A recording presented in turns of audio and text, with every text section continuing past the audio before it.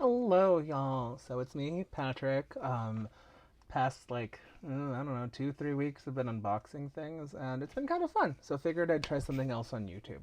Um, so those who know me know I don't read like a super lot, or super lot of books, but I do like the occasional YA book to kind of like get me back into things. And luckily, I had a book recently that I was really excited to read. Darius, the Great Deserves Better by Adib Khorram. And I want to talk about it a little bit because it was exciting, and I don't know, why not try to you know, be a booktuber, whatever. Um, so for those of you who don't know, the book is the second kind of it's a sequel to a book called Darius the Great is Not Okay. That book is about Darius, God, a Kellner, um, and his family going to Iran, and kind of him reconnecting with his cultural identity, figuring things out, seeing his grandparents, making friends, kind of coming into himself, and also dealing with his and his father's depression. So it was a really enjoyable book when I read it, I think 2 years ago. And I have been very eagerly awaiting the sequel. So that book was, at least in my interpretation, it was like I think I got it because it was like on Amazon under like LGBTQ books. I can't remember. So like nothing at the time really pointed to like Darius being gay like on the websites or anything. I mean, the author is, but it still read very gay. And there was enough like context clues throughout to be like, oh, okay, that's probably he's gay too. But it's not really a major part. The majority of the book talks about his family. So Darius the Great Deserves Better is very different. And I will just literally I will read the summary on the inside flap here. Darius Kellner is having a bit of a year. Since his trip to Iran this past spring, a lot has changed. He's getting along with his dad, and his best friend Sohrab is only a Skype call away. Between his first boyfriend, Landon, varsity soccer practices, and an internship at his favorite tea shop, things are falling into place. Then, of course, everything changes. Darius' grandmothers are in town for a long visit, and Darius can't tell whether they even like him. The internship is not going according to plan, Sohrab isn't answering Darius' calls, and Dan is far away on business. And Darius is sure he really likes Landon. But he's also been hanging out with Chip Cusimano, never figured out how to pronounce that name. Kusumano, former bully and current soccer teammate, and, well, maybe he's not so sure about anything after all. Darius was just starting to feel okay, like he finally knew what it meant to be Darius Kellner. But maybe okay isn't good enough. Maybe Darius deserves better. So the book picks up like a few months after where the other one leaves off. He's a junior. He's on the soccer team. He's seemingly like much more comfortable with his body than he was in the previous book. He's lost a little bit of weight. Still feels a way about having a stomach. His hair looks cool because he's got a fade. He's on the soccer team, so he has friends now. And like the inside flap told us, kind of like one of his former bullies is like best friends with him now, even though his other bully isn't. And this book really, kind of like, I guess, expands on the character as we knew him in the previous book, right? Still, I would say like it's still a very funny book. It made me laugh a few times, like legitimately, and I'm not a Star Trek fan, but if you like that, I'm sure you would really enjoy all the references and kind of like in jokes about that. Seemed funny for me, and I didn't even like really understand any of them. I've never engaged with Star Trek. The book really kind of focuses around, I guess, Darius's like relationships with family, friends, other people. Um, I I would say, yeah, if the first book is kind of very like internal and very focused on kind of his feelings around himself and in relationship to his family in Iran, this one's much more, still very much, about him and figuring himself out, but I think it's much more kind of deepening those relationships that we saw in the previous book and kind of seeing how they are changed or different after that trip, and also within the context of where he lives, all right, in the Pacific Northwest. So book really focuses in on his relationships, right? Has since come out as gay. He has a boyfriend now, and seemingly everything's okay. There's two boys on the cover and a confused Darius in the middle, so like we know this isn't gonna end like without some drama, right? So I think that overall, it's a nice expansion on the stories that we saw in the first book. We get to see a lot less of his father, so we don't really explore that as much. But we definitely do see kind of who he is in relationship to people at his school, I guess. So his friend Chip, his soccer teammates, as well as his boyfriend. And we also kind of see him learn. I guess if the first book leans into his family in Iran, this book leans much more into his family in the United States. His grandmothers, one of whom is a trans woman, and also, though, still really like thinking about who is he in relation to his family, who's still in Iran, right? The first book happens because his grandfather has a tumor and they don't think he's going to live for long. This book really deals with, well, partially like the fallout of, them spending all their money to go see his grandfather and take that trip in the first place, but also, what is it to connect with family members when you're not able to be there, when you don't know the language too well, when you are, how you have a better sense, right, maybe of like the context there, but still have a separation of borders and legislation and like time zones, which feels really basic, right? Or like technology. They're still using Skype in this, which feels a little anachronistic, I guess, in the time of Zoom. But I think it just really shows us that his world is now expanded, right? It includes that now, but it's maybe not in the way he would like still. I think something I missed from this book was the way that we had this really deep relationship with his friend Sohrab in the first book. Obviously, they could not be together physically because, one lives in Iran and one lives in the United States. But I did miss a bit of that. I think in the first book, we get a very good sense of like him having Sohrab as a support system. And in this one, he still is, right? But it's different, and you kind of feel as if he doesn't always have someone who can like actually vocalize his feelings and concerns to, especially because his dad's gone on a business trip in order to provide for their family. So I guess getting into spoilers a bit and getting into personal opinions to a greater degree, let's talk about a couple of these other plot points.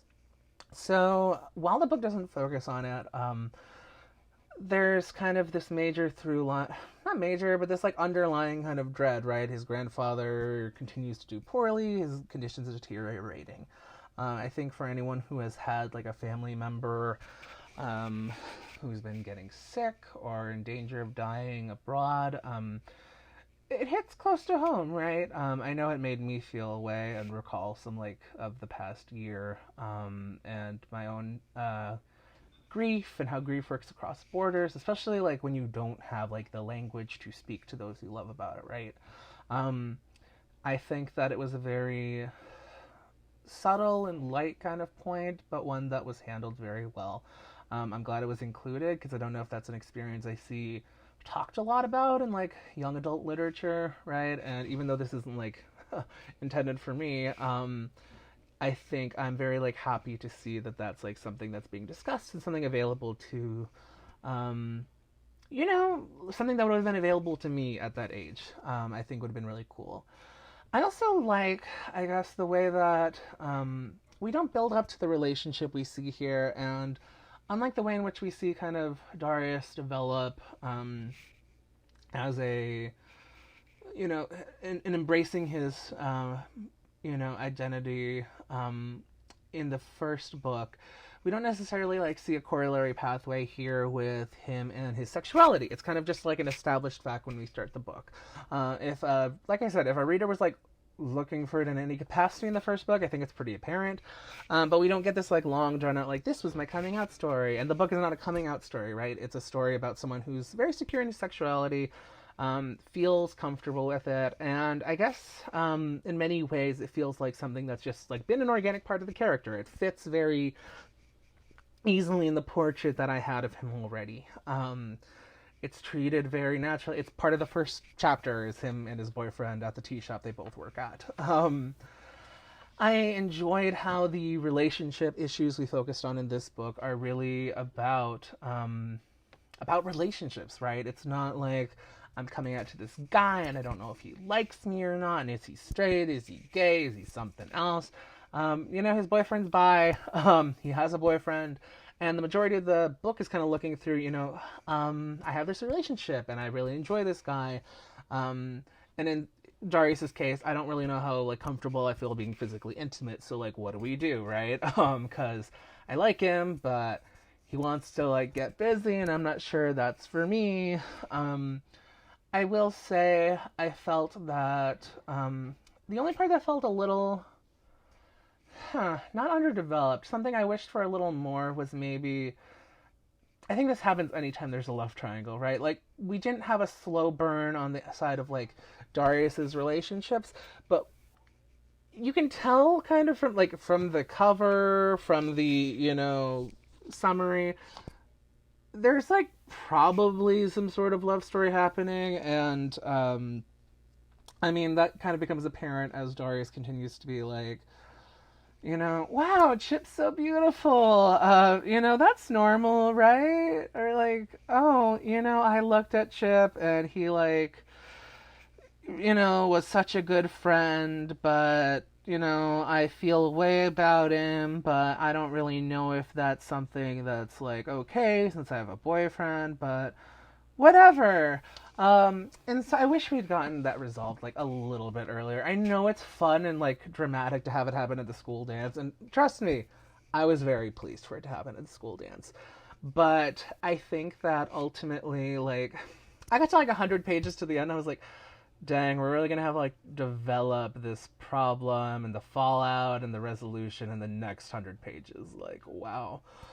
So I wish that had come just like a tad earlier, so we could have really gotten a chance to like let Darius like process finding out a friend has a crush on him, right? Because that's a lot, especially when you have just, well, spoilers. We're already in spoiler territory, but like spoilers, you're in the process of like just having broken up with your boyfriend. Like, it's a lot to take in, and it's a lot to really think through. So I wish we had gotten just a little more time for that.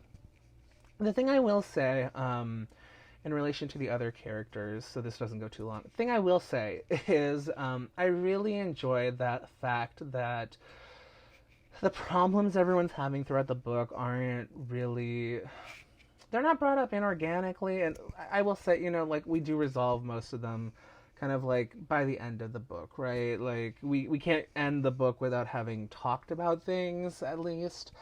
But for the majority of the book, we just get characters kind of being like, hey, are you okay? Yeah. Anything I can do to help? No. I'm fine. Cool. Okay, love you. Which very honestly feels true to, I think, a lot of our experiences, right? We don't like have, we do have long drawn out conversations about problems or issues or emotions, but that doesn't happen all the time. And it doesn't happen with every person we are close to or every person we have a relationship to, right? His grandmas, for example, start the book kind of indifferent to everyone, have some moments where they're a little more like kind or friendly or human or open up to him about their own struggles. And they've changed a little by the end of the book in that they're like much more willing to be like open about their sexuality, or not sexuality, but like their struggles with identity and talk about their history a little more. But it's not something they ever really like get to be like, we are all friends and like we're connecting on this like one identity axis and that's cool. Like, they end it like, things are fine. We get the fact that his sister's dealing with microaggressions at school. She gets into a gifted and talented program. She's having a lot more fun there. Has she fully figured out her identity issues? No. We have his mom who's dealing with the fact that he's pulled away from her a little, or she's feared he was pulling away from her when he becomes closer to his dad. She's dealing with the fact that she didn't really I guess she didn't at the time, as a young immigrant mother, understand the way her children would be treated by the educational system or society. And that's not solved by the end, and that was very fun. I mean, the fact that was very, I guess, real. And also, we end the book on the note of like him and Chip.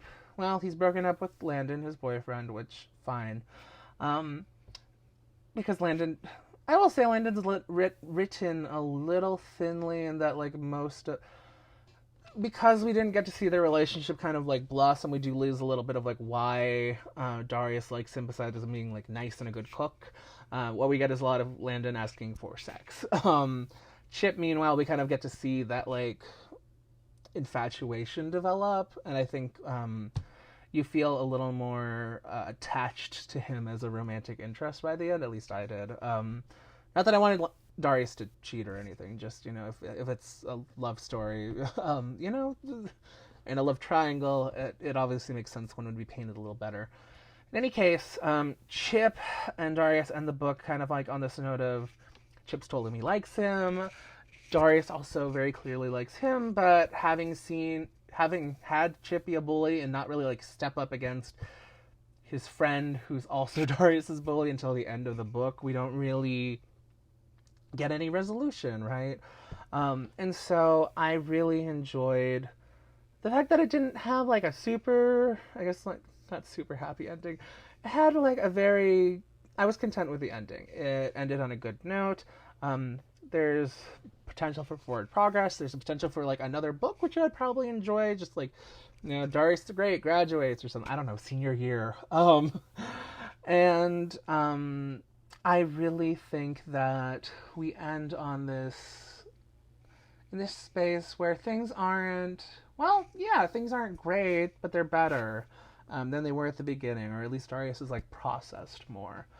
I will also say, at least for young people, right, I really enjoy the fact that I haven't mentioned he has this internship that becomes a job at the tea shop he likes, and he kind of figures out that, this thing I'm passionate about isn't something that I like to do as my career. It's not something like I want my job to be.